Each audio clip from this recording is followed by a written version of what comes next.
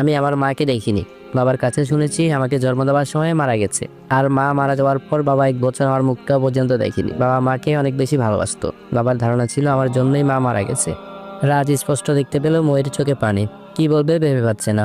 সত্যিই শাড়ি পরার কথাটা মাকে টেনে বলা উচিত হয়নি। আচ্ছা তুমি শাওয়ার নিয়ে আসো, আমি তোমাকে শাড়ি পরিয়ে দিব। ও কিছু না বলে শাওয়ার নিতে চলে গেল। শাওয়ার নিয়ে টাওয়াল পরে যখনই রুমে আসছে, এসে দেখে রুমে রাজ। দেখে থরপর করে কাঁপতে লাগলো।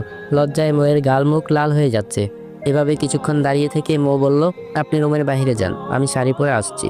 ও রাজকে জোর করে বাইরে বের করে দিয়ে কোনো রকম শাড়ি পরলো। রাজ রুমে এসেই দেখে লুঙ্গির মতো শাড়ি পরেছে মো। সে হাসবে না কাঁদবে ভেবে পাচ্ছে না। মোকে ডাক দিয়ে বলল, কাছে এসো। আর এভাবে শাড়ি পরে? মো বলল, আসবো না, আপনি পচা। তখন বসে থেকে সব দেখে নিয়েছেন, আপনি এত লুচ্ছ কেন? হ্যাঁ, মেয়ে মানুষের একটাই সমস্যা, উপকার করতে গেলেই ভাবে লুচ্চামি করছে। আর তুমি যেভাবে শাড়ি পরছো না, ছেলেরা এর চেয়েও ভালো লুঙ্গি পরতে পারে। মো অনিচ্ছে সপ্তাহেও রাজের কাছে আসে। রাজ একটান দিয়ে শাড়িটা খুলে ফেলে সুন্দর করে কুচি করে পরিয়ে দেয়। রাজ শাড়ি পরিয়ে দিয়ে ময়ের দিকে তাকিয়ে দেখে মুখটা সূর্যের মতো লাল আকার ধারণ করেছে।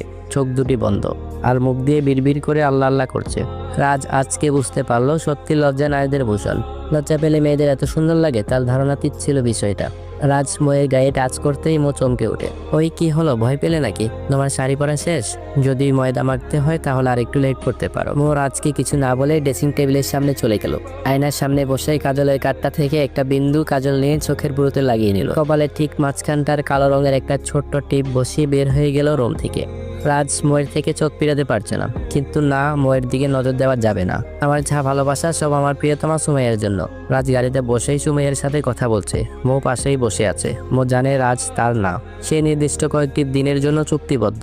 বলতে গেলে রক্ষিতা। ঠিক রক্ষিতা বলা চলে না, কারণ 3 বার কবুল পরে আল্লাহকে সাক্ষী রেখে বিয়েটা করেছে। সুমাইয়ার সাথে রাজের রোমান্টিক কথাগুলো ময়ের হৃদয়ে এসে আঘাত করছে। সমুদ্রের ঢেউ যেমন তীরে এসে আঘাত করে, ঠিক তেমনই রাজকে যখন সুমাইয়া ফোনে কিস করে, তখন এই ময়ের চোখে কান্নিস বেয়ে টুপ করে এক ফোঁটা অশ্রু গড়িয়ে পড়ে।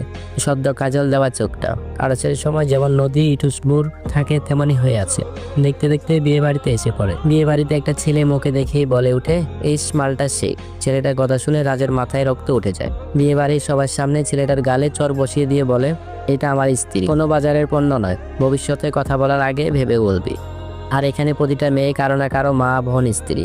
তোর ঘরে যেমন মা বোন আছে তেমনি সবারই ঘরে। ভবিষ্যতে কোনো মেয়েকে মাল বলার আগে নিজের মা বোনের চেহারাটা মনে করবি, দেখবি মুখ দিয়ে আর মাল কথাটা আসবে না। রাজ মুখে নিয়ে সোজা বাসায় এসে পড়ে। মো আজ অনেক খুশি, কারণ রাজ তাকে স্ত্রী বলে সবার কাছে পরিচয় দিয়েছে।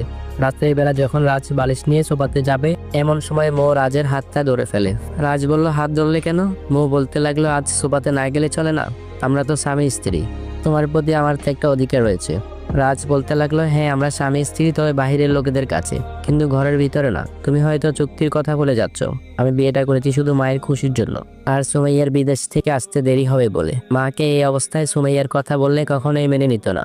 আর তুমি তো টাকা নিয়েছো, তুমি এটাও বলতে পারবে না আমি তোমাকে ঠকাচ্ছি, কারণ তুমি নিজের ইচ্ছায় রাজি হয়েছো সব সত্য মানতে।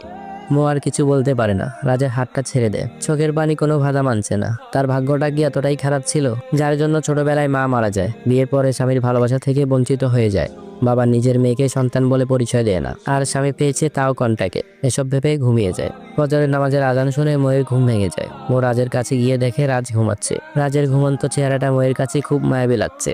ছেলেদের চেহারা যে এতটা মায়াবী হয় তা জানা ছিল না। মো রাজের পাশে বসে মাথায় হাত বুলাতে বুলাতে রাজের কপালের ঠিক মাঝখানটা একটা ভালোবাসার স্পর্শ এঁকে দেয়। রাজ জেগে উঠে, তুমি এখানে? আজান দিয়েছে, নামাজ পড়বে না? রাজ ময়ের গালে ঠাস করে চর বসিয়ে দিয়ে বলে, তোকে কতদিন বলছি আমাকে রাতে নামাজের জন্য ডাকবি না, অযথা আমার ঘুমটা নষ্ট করতে আসিস। সকালে আমার অফিস আছে, যা তোর মন চাইলে তুই গিয়ে পড়।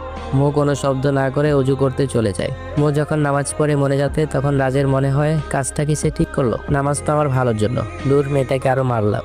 রাজের কেন জানি ভীষণ খারাপ লাগছে।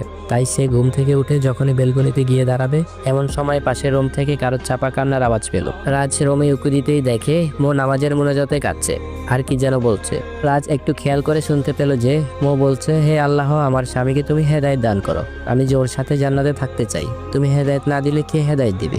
এই পৃথিবীতে তো একটি গাছের পাতাও নড়ে না তোমার হুকুম ছাড়া। তুমি আমার স্বামীকে কবুল করে নাও।